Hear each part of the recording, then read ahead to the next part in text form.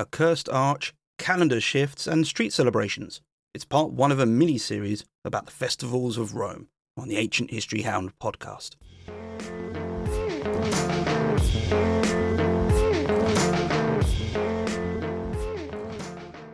Hi and welcome. My name's Neil, and this is the first of a series of episodes about festivals in ancient Rome. This will involve me talking you through the year and pointing out some well-known and lesser well-known festivals which were happening around the time of the early imperial period, so from the beginning of the 1st century AD or thereabouts. As you might have guessed, there are quite a lot of festivals, something I knew, but I didn't realise just how many. In fact, I'm surprised the Romans ever got anything done, to be honest with you.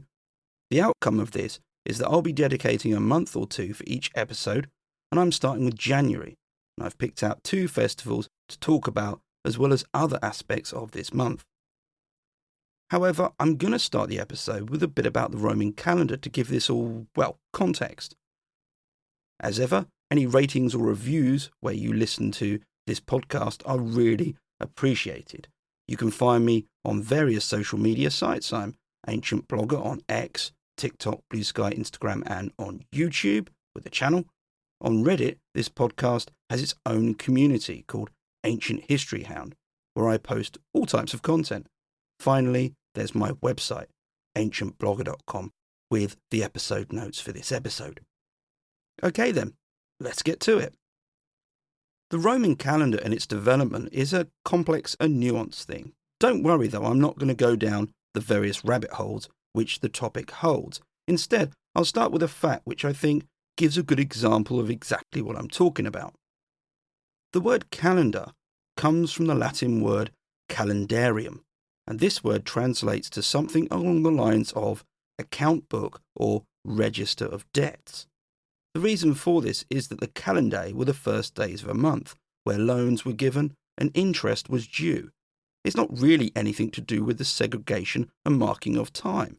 That association with the word calendar came much later on. This trend continues when we consider what word the Romans used, Fasti. This word translates along the lines of a list of court sittings. Fasti would have the months of the year with the days of each in columns. Days were marked by the letters A to H. Rome had 8-day weeks. In the next column, there would be other letters, or a single letter, which gave information about that day. For example, F would mean that you could present a new legal case to a praetor, a type of administrative official. N or NF meant you couldn't. C might refer to a people's assembly on that day, and other letters could indicate market days, festivals, and temple foundation days. The first Fasti was said to have been created around the end of the 4th century BC when an aedile called Gnaeus Flavius published them in the Roman Forum. What's curious here is that this was a controversial act, as the priests had no input in this. The implication is that this was done to help standardize and give more transparency to when events could and should occur. There may have been a tension between the religious and the political spheres, which is what the Fasti looked to clear up. Originally, Fasti seem to have been painted on wooden walls. The earliest surviving Fasti, the Fasti Antiates Maiores, dates to between 84 and 55 BC, though in fragments a reconstruction has been made which measures 1.16 metres high and 2.5 metres wide. In the early imperial period, we have evidence of more of these, but also ones carved in stone or marble. The development of the Roman year was inherently linked to the development of the Fasti, and this itself is a curious thing. Tradition has it that under Romulus there was a 10-month year which started with March and ended with December. The time between the end of December and March was left unlabelled. For the later Romans, this might explain the naming conventions of some of the months. July was originally called Quintilis, which means the 5th month. Sextilis, later August, the 6th month, and then September, October, November, December, the 7th, 8th, 9th, and 10th months, respectively. This only works if you have March as the starting point of the year. There's a bit more to why March was considered so important, and I'll get to that in the relevant episode where I cover March. Even if Romulus had created a 10-month year, it was ephemeral. Numa, the second Roman king, created the 12-month calendar. However, there was still a problem for Rome and its Fasti. The Romans used lunar months, which created a deficit when you set it against the solar year. They only had 355 days in their year. The fact that this didn't align with the 365 days in the solar year wasn't lost on the Romans, though.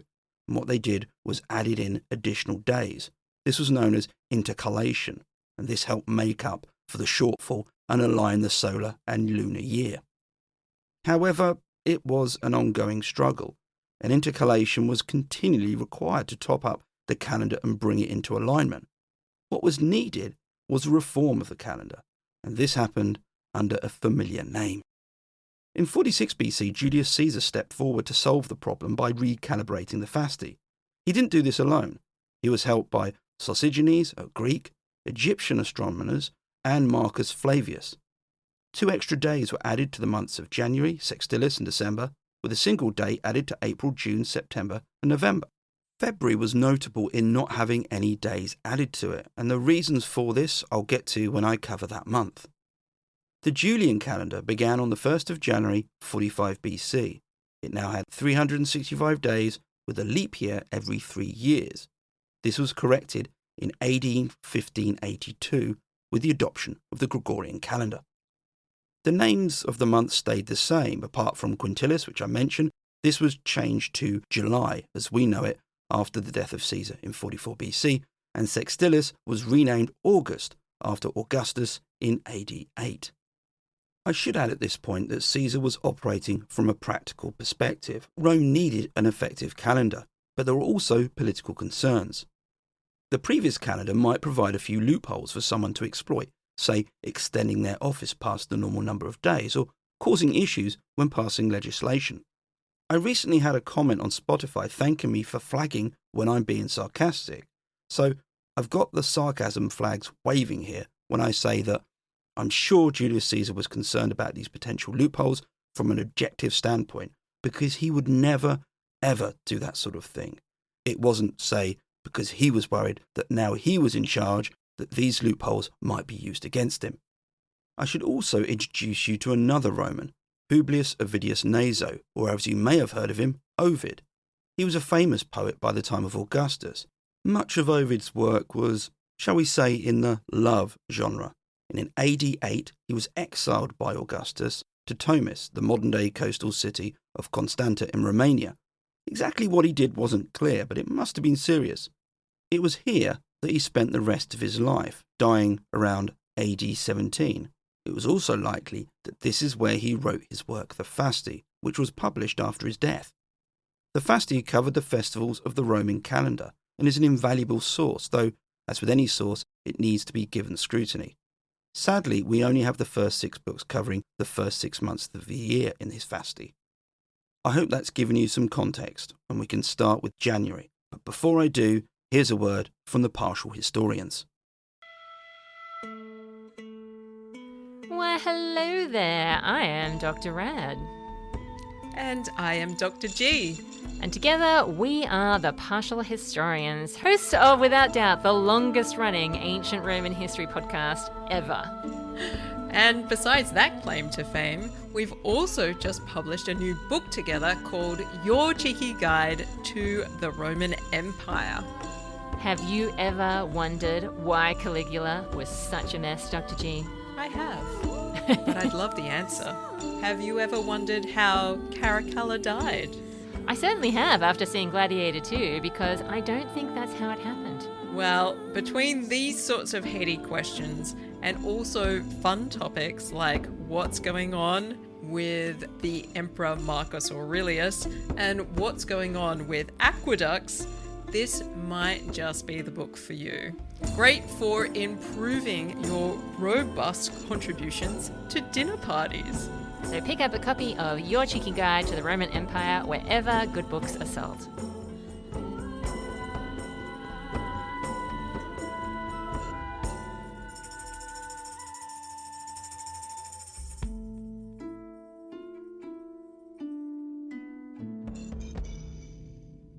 Thanks to Dr. Rad and Dr. G. You can find me as a guest on their podcast. I did a couple of episodes where I spoke about some of these sites in early Rome. I should point out, by the way, that wasn't a paid ad. Long-time listeners might recall that I like to swap promos and give you, the listener, some other options to listen to. So go and check them out. It's a very interesting and very good podcast. To January then, and to begin with, what we can learn from its name. The Romans knew January as Januaris, and here we come across something which you might have noticed elsewhere when reading or hearing about Rome, the letter J. In the episode notes on ancientblog.com, I've added a couple of videos which explain this in much more detail. In short, Romans didn't have the letter J. This was a later addition which facilitated an issue with the letter I.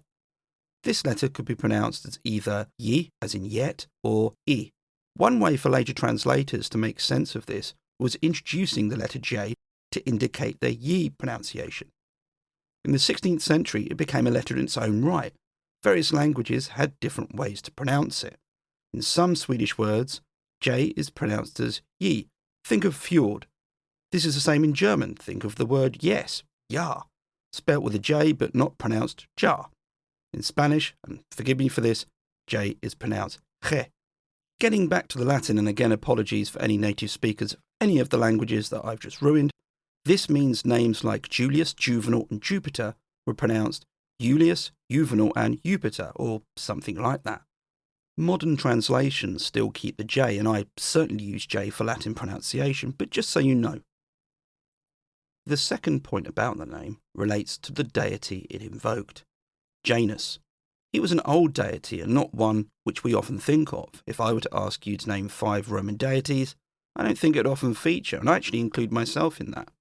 But Janus was an important god, and one which didn't have a counterpart in the Greek pantheon. He was a god of thresholds, and was often depicted with a face on opposite sides of his head, which symbolised this characteristic. Janus actually appears in Ovid's Fasti and talks to him directly. He is the gateway to all gods, and as such he demands respect almost above any of them. In some instances, he is referred to ahead of other Roman deities when a prayer was being made. That he was the god of beginnings and gates makes sense when considering the transitionary position of this month. It is the start of the new year, but it's also linked to the previous one. I'm going to start January with a festival which wasn't inscribed or painted on a calendar. Some festivals in Rome were known as Ferae Conceptivae, which meant that the date of them would change each year, so they obviously couldn't be inscribed or painted onto a Fasti, which would be permanent. And in the case of this festival, the date was announced by a praetor, a senior official, 8 days before it took place. And this was normally right at the beginning of January, or perhaps even late December, but in this instance, I'm kicking off the year with it. The Compitalia was a festival of borders, crossroads, and boundaries. The founding of the festival was linked to Servius Tullius, the 6th legendary king of Rome, who apparently split the city into 4 regions. The implication here is that it was a very old festival. But Rome knew little about its early history, and if you've listened to my mini-series on Rome's foundation and its kings, you'll hear me making this point numerous times. By the time of the 1st century AD, the Compitalia wasn't celebrated by 4 regions of the city. Instead, it was celebrated in each vicus. There are several words you can use to describe a vicus. Perhaps neighbourhood is the best. These were small administrative areas which included houses, other types of buildings, and businesses. Most would have a crossroads or a compitum, which the Compitalia was named after. It was here that a shrine stood to the Lares, a pair of protective spirits who guarded the vicus. You may have heard this name before, as Roman households often had a shrine to the Lares which protected their family. Each vicus elected officers called magistri vici, who acted as low-level administrators. They would report up the administrative chain and help deal with issues such as crime or food supply, that sort of a thing. Their role in the Compitalia was to ensure that it all went well, as they were in charge and overseeing all of the activities. In terms of numbers, Pliny the Elder reckoned that there were 265 neighbourhoods, or vici, at his time at Rome, and one estimation gives a number of around 2,800 to 3,800 residents in each of these neighbourhoods. Please note that these are very speculative, and it may have varied greatly given the different sized Viki, and also depending on when exactly you're looking at those numbers. As mentioned, the festivities were centred around the shrine of the Lares at the crossroads. Here, a pig was sacrificed after being led around the Vicus, possibly as a purification ritual. It's fair to say this was very much a communal festival. Slaves, freemen, and all the poor contributed and shared in the celebrations. Each household donated a honey cake. Households would hang garlands on their doors.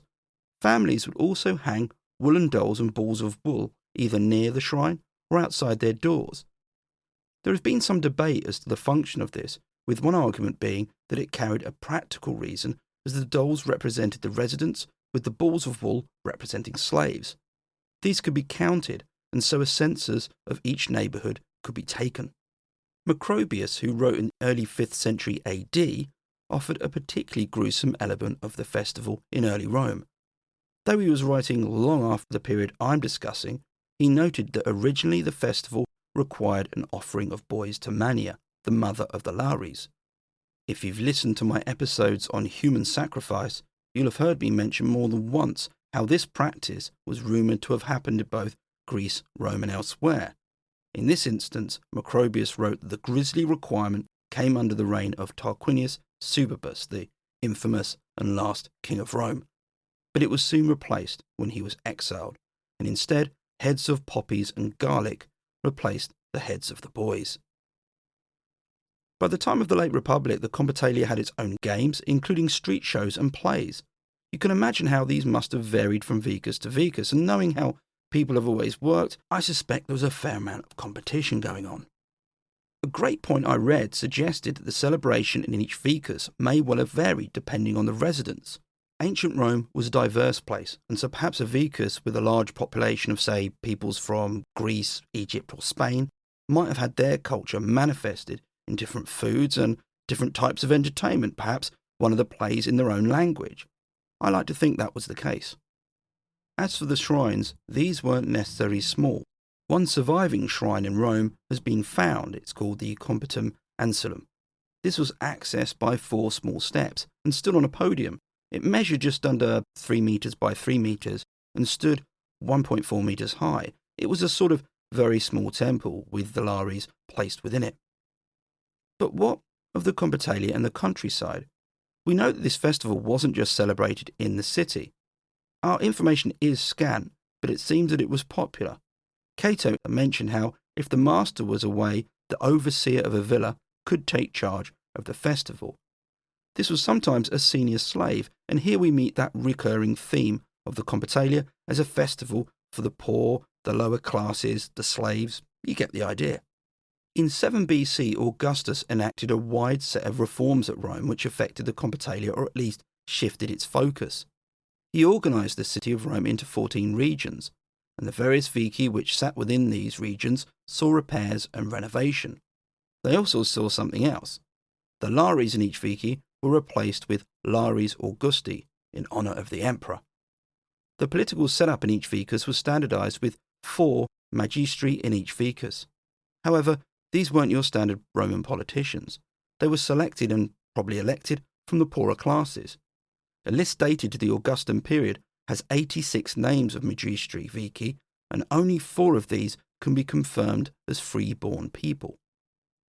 Though the Compitalia preserved its links with the lower classes, it was now very much pointed towards the emperor.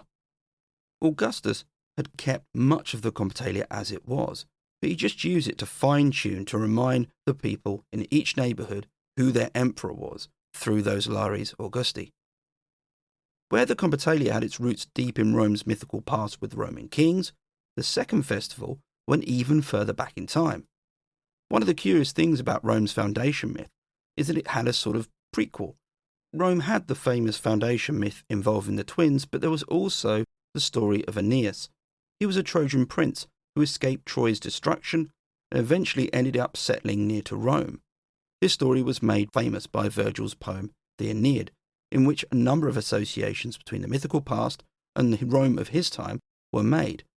The poem was for the Emperor Augustus, and it's no surprise then that he is mentioned a few times in prophecies as the wonderful ruler Rome will one day get. Aeneas didn't found Rome, that moment was generations away, but he was sort of a forebearer of the Roman people. By the way, if you've listened to my episode on Rome's foundation myth, you might remember how the later historians, Livy and Dionysius of Halicarnassus, scurried through the period of time between Aeneas and the foundation myth involving the twins. It's quite amusing. In the Aeneid, Aeneas was joined by a character called Evander who had moved from Greece and established a settlement called Pallanteum near to what would be the Palatine Hill. As such, he was there before Aeneas arrived, but it's Evander's mother which the festival, the Carmentalia, was named after. The mythology behind Carmenta is mixed. Sometimes she's referred to as a nymph, other times a goddess, but always with the gift of prophecy.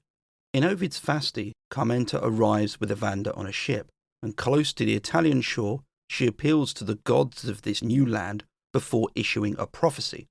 This includes how the hills will one day rule the world, a reference to the hills of Rome. She also states, and I quote, "The safety of the country will lie with Augustus's house," end quote. Perhaps this was Ovid trying to get back into the good books of the imperial house from his exile. In the Fasti, Ovid describes Carmenta as having two companions, post-vorta and ante-vorta. These are also referred to as different aspects of Carmenta and translates as forward-looking and backward-looking, respectively, and you can see how these aspects link into a goddess of prophecy. However, these have also been considered as acting in another capacity which Carmenta had, a goddess of childbirth. Here the two elements might represent the specific aspect of Carmenta who oversaw the birth of a child, namely whether the child was born head first or feet first. There was a temple to Carmenta based near the foot of the Capitoline Hill and a gate called the Portus Carmentalis. The temple is mentioned by Livy in his account of the sack of Rome by the Gauls in or around 390 BC. The cliffs above this temple were scaled by a group of them. However, as they reached the top, the alarm was raised by a flock of sacred geese in Juno's temple.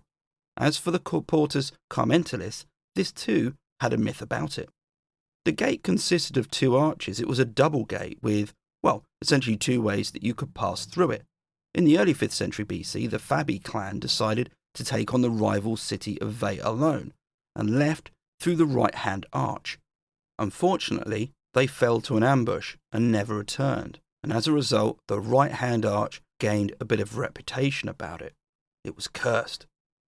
Superstitious Romans wouldn't leave the city by that arch, only using it to return, so they'd use the left arch to go out and the right one to come in, or at least the ones that were superstitious.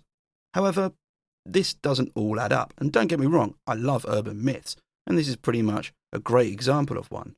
And that's because the gate was in the Servian walls of Rome, which were built in the 4th century BC, and the incident involving the Fabii clan occurred some 80 years before then, so there was no way that they could have gone through a gate that didn't exist at their time. We know little about the worship and the festival of the Carmentalia, but it must have been an important one. For a starter, it occurred on 2 days, the 11th and 15th of January. Presumably the days between had activities. The double dates for her fit within that dual aspect, the post-vorta and ante-vorta. Her worship had a dedicated flamen. This was a type of priest, and there are only 15 of these in Rome, again, perhaps reflecting its significance. One final fact is what wasn't permitted: animal skins.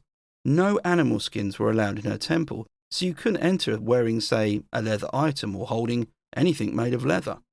It's been thought that animal skins carried with them an association of death, and this wasn't required in a temple for a deity involved with childbirth.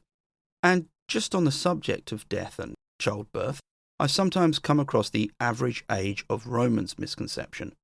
This posits that the average age was something like 30 or 35, and therefore, if you were someone in your 40s or almost 50s, such as myself, walking around Rome, people would somehow be amazed by what they saw. Perhaps they stopped and pointed. I certainly get that. This isn't true, though.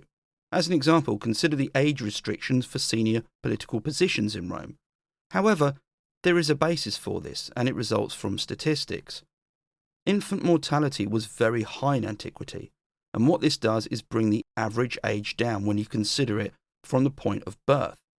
So whilst the average age at birth is low, anyone making it past infancy would see their life expectancy increase dramatically. If you made it to 10, then you could easily see 50, 60, or even older. That said, it does come with a lot of variables which invariably involve what your situation was. Less so if you were poor, perhaps you had a better expectancy if you had a few more coins in your pocket. In short then, whilst that statistic is correct, it wasn't as if people walking around in their 40s in ancient Rome would have been pointed out or considered really old. What I can say though is that the life expectancy of this episode has been reached. Whether the next one will be on February or a February-March combo isn't clear yet. I'm doing the research as I speak. But rest assured, there is a lot to say about either. Until next time, keep safe and stay well.